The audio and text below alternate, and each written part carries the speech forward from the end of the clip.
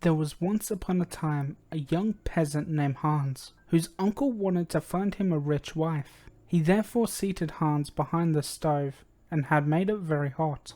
Then he fetched a pot of milk and plenty of white bread, gave him a bright newly coined farthing in his hand, and said, "Hans, hold that farthing fast. Crumple the white bread into the milk, and stay where you are, and do not stir from that spot till I come back." "Yes," said Hans, "I will do all that." Then the uncle put on a pair of old patched trousers, went to a rich peasant's daughter in the next village, and said, "Won't you marry my nephew Hans? You will get an honest and sensible man who will suit you." The curvaceous father asked, "How is it with regard to his means? Has he bread to break?"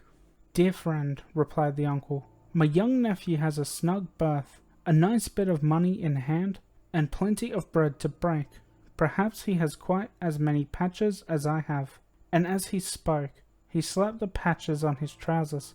But in that district small pieces of land were called patches also. "If you will give yourself the trouble to go home with me, you shall see at once that all is as I have said."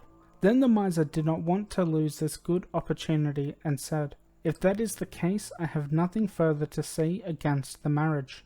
So the wedding was celebrated on the appointed day, and when the young wife went out of doors to see the brooms grind properly, Hans took off his Sunday coat and put on his patched smock, and said, "I might spoil my good coat."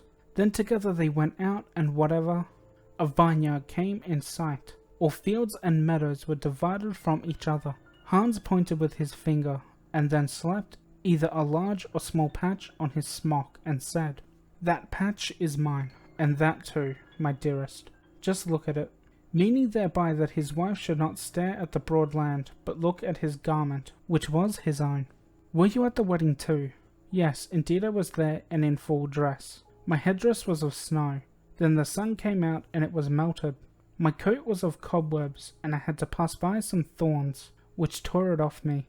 My shoes were of glass, and I trod on a stone, and they said, 'Clink,' and broke in two."